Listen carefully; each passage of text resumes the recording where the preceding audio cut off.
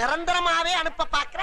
அறிவிலனா அப்படிதான் விழும். ஏன் ராஜா? தமிழ்நாடு அரசு பரிசு சீட்டை தடை செஞ்சு 1 வருஷம் ஆச்சு. 1 வருஷமா? பின்ன எவனாவது பழைய சீட்டை கொடுத்தானா அதுலயும் 1 கோடி ரூபாய் விழுந்ததுன்னா ஆடு வாங்குவேன், மாடு வாங்குவேன், ஏமாந்தா பக்கத்து வீட்டுக்காரன் இதுல மேய விடுவேன் கற்பனை பண்றதா?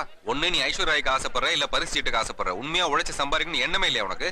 ஏப்பா, இத முதல்லயே சொல்லியிருந்தா இவ்வளவு சேதாரம் ஆயிருக்காதுல்ல. ஐயோ ஆமா. அதுக்கே திட்டம் போட்டு பழி வாங்கணும். என்ன போட்டாங்க திட்டம்? இன்னொரு சீட்டு கொடுத்தில்ல? எஸ். அந்த சீட்டை என்ன விட ஒரு இலச்சவன்ட கொடுத்திருந்தா நான் தப்பிச்சிருப்பேன்ல. அத கொண்டு ஒரு யானைக்கிட்டயா கொடுக்கணும்?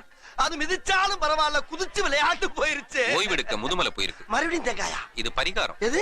இனிமையாவது நான் உழைச்சு சம்பாதிப்பேன் முருகன்ட்ட வேண்டிக்கிட்டு இதை அடிச்சு உடைச்சிட்டு நாளையில இருந்து நல்ல பிள்ளையா இருக்கு. கெட்டதும் பண்றான், நல்லதும் பண்றான். இவனை புரிஞ்சுக்கிறவே முடியலையே முருகா. இவனை புரிஞ்சுக்கிறதுக்கு எனக்கு தனி மூளை ஒண்ணு குடியா கந்தா. அது குறைக்கிறது தாக்காய.